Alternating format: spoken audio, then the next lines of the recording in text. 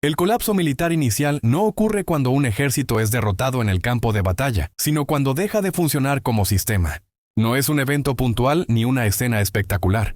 Es un proceso silencioso en el que la estructura que sostiene la guerra comienza a fallar desde adentro, mucho antes de que la derrota sea visible para el exterior. En esta fase las Fuerzas Armadas aún existen en número, equipamiento y presencia territorial. Sin embargo, su capacidad de operar de forma coordinada empieza a deteriorarse. Las órdenes tardan en llegar, los informes se contradicen y las decisiones estratégicas pierden conexión con la realidad del terreno. El mando sigue emitiendo instrucciones, pero estas ya no producen el efecto esperado. Uno de los primeros síntomas del colapso es la fragmentación del control. Las unidades comienzan a actuar de manera autónoma, no por iniciativa estratégica, sino por necesidad. Cada comandante local toma decisiones basadas en información incompleta, intentando compensar la ausencia de directrices claras, lo que en teoría podría interpretarse como flexibilidad. En la práctica es una señal de que la cadena de mando ya no funciona. La comunicación, elemento central de cualquier operación militar, se vuelve errática. Mensajes que llegan tarde, canales saturados o directamente inutilizados generan un vacío peligroso. En ese vacío, la desconfianza se instala rápidamente. Las unidades dejan de esperar refuerzos que no llegan y comienzan a planificar su supervivencia inmediata. El objetivo común se diluye. A nivel estratégico, el colapso inicial suele pasar desapercibido. Desde los niveles superiores, los mapas siguen mostrando líneas, posiciones y planes coherentes. Pero en el terreno, esas representaciones ya no reflejan la situación real. La distancia entre lo que se cree que ocurre y lo que realmente sucede se amplía con cada decisión. Este desfase tiene consecuencias profundas. Las órdenes se basan en una realidad que ya no existe, lo que provoca movimientos inútiles o directamente perjudiciales. Cada error refuerza la sensación de desorden. El ejército sigue avanzando o resistiendo, pero lo hace sin una dirección clara, empujado por la inercia más que por una estrategia efectiva. El colapso militar inicial no implica necesariamente una retirada inmediata ni una derrota visible. De hecho, puede coexistir con enfrentamientos intensos y resistencia prolongada. Su gravedad radica en que, una vez iniciado, resulta extremadamente difícil de revertir. Recuperar la coordinación, la confianza y el control requiere tiempo y recursos que rara vez están disponibles en medio de un conflicto activo. Históricamente, este momento ha sido malinterpretado. Muchas veces se atribuye el colapso posterior a una batalla perdida o a una decisión específica. Sin embargo, cuando se analiza con detalle, se observa que la estructura ya estaba debilitada mucho antes. La derrota visible solo fue la consecuencia final de un sistema que había comenzado a fallar desde dentro. El día 7 se enfoca precisamente en este punto crítico, en el instante en que el ejército aún combate, pero ya no controla el curso de la guerra. Aquí no hay heroísmo ni épica, solo una maquinaria que pierde coherencia. El colapso militar inicial no decide el resultado de inmediato, pero marca el comienzo de una trayectoria descendente que, una vez iniciada, rara vez puede detenerse. A medida que el colapso militar inicial se profundiza, el problema deja de ser operativo y pasa a ser estructural. Ya no se trata solo de órdenes tardías o comunicaciones defectuosas, sino de un sistema que ha perdido su capacidad de interpretar la realidad. El mando superior continúa tomando decisiones, pero lo hace sobre una imagen distorsionada del conflicto. Lo que llega desde el frente es incompleto, filtrado o directamente erróneo. En este punto, la brecha entre el nivel estratégico y el nivel táctico se vuelve crítica. Las unidades en el terreno enfrentan situaciones que no encajan con los planes diseñados desde arriba. Para sobrevivir, improvisan. Estas improvisaciones, aunque necesarias a corto plazo, rompen cualquier coherencia general. Cada sector comienza a librar su propia guerra, desconectada del conjunto. La logística, que depende de planificación y coordinación, empieza a fallar de forma sistemática. Rutas que ya no son seguras siguen siendo utilizadas.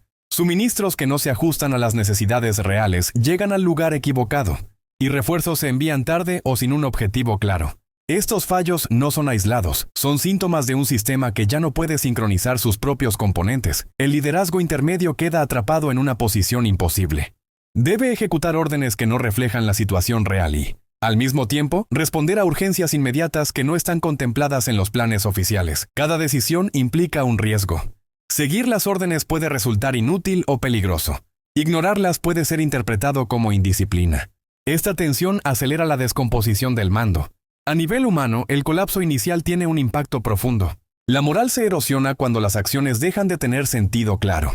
Los soldados perciben que los sacrificios no producen avances reales. La confianza en la estructura se debilita, no por falta de valor individual, sino por la ausencia de un propósito colectivo comprensible. El ejército sigue combatiendo, pero lo hace sin una narrativa coherente que sostenga el esfuerzo. Desde fuera, este periodo puede parecer una simple fase de desgaste.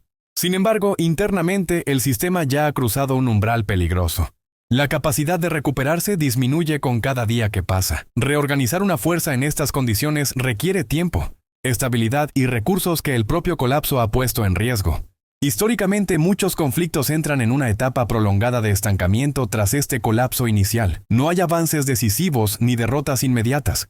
Lo que existe es una pérdida gradual de capacidad. Una guerra que continúa por inercia mientras el sistema que la sostiene se vacía de efectividad. El colapso no produce un final rápido, sino una prolongación del sufrimiento. El bloque 2 del día 7 se sitúa en este punto intermedio. Cuando el ejército aún resiste, pero ya no puede corregir el rumbo. El sistema sigue funcionando, pero de forma defectuosa, acumulando errores que se refuerzan entre sí. A partir de aquí, cada intento de estabilización llega tarde o resulta insuficiente. Este es el verdadero peligro del colapso militar inicial. No anuncia una derrota inmediata, pero elimina la posibilidad de una recuperación real. La guerra continúa, pero el resultado empieza a definirse por la incapacidad del sistema para volver a organizarse como una fuerza coherente. En la fase final del colapso militar inicial, la estructura ya no puede ocultar sus fallas. El sistema continúa operando, pero lo hace de manera reactiva y fragmentada. Cada decisión llega tarde, cada corrección responde a un problema que ya ha causado daño. El ejército sigue presente en el campo, pero ha perdido la capacidad de anticipar, coordinar y dirigir el conflicto de forma efectiva. En este punto, el colapso deja de ser un riesgo y se convierte en una condición permanente. Las unidades actúan con autonomía forzada, no por doctrina, sino por ausencia de control central. La cadena de mando existe en el papel, pero ya no cumple su función principal, integrar esfuerzos dispersos en una acción coherente. La guerra se libra, pero sin un centro real de gravedad. La información que llega a los niveles superiores es incompleta o contradictoria. Los reportes se enfocan en justificar decisiones pasadas más que en describir la situación actual. La prioridad ya no es comprender el terreno, sino preservar la narrativa de control.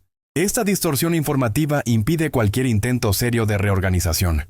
Sin una lectura clara de la realidad no puede haber corrección. La moral se resiente de forma irreversible. No por el miedo al combate, sino por la sensación de inutilidad. Cuando las órdenes no producen efectos visibles y los sacrificios no alteran el curso del conflicto, la confianza se rompe. Los soldados continúan cumpliendo, pero lo hacen por disciplina o supervivencia, no por convicción en un objetivo común. El ejército funciona, pero ya no cree en sí mismo como instrumento eficaz. A nivel estratégico, las opciones se reducen a gestionar pérdidas. Las decisiones buscan evitar el colapso total, no recuperar la iniciativa. Se prioriza sostener posiciones simbólicas, mantener frentes abiertos o ganar tiempo para una salida política que ya no depende del desempeño militar. El conflicto entra en una fase donde la guerra continúa sin expectativas reales de éxito. Cuando finalmente ocurre una derrota visible o una retirada significativa, esta suele interpretarse como el inicio del colapso. Sin embargo, para quienes estaban dentro del sistema, ese momento llega tarde. El colapso ya se había producido mucho antes, cuando la estructura perdió su capacidad de actuar como un todo.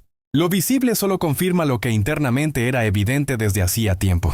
El cierre del día 7 se sitúa en esta constatación clave. El colapso militar inicial no decide la guerra de inmediato, pero elimina la posibilidad de ganarla en los términos previstos.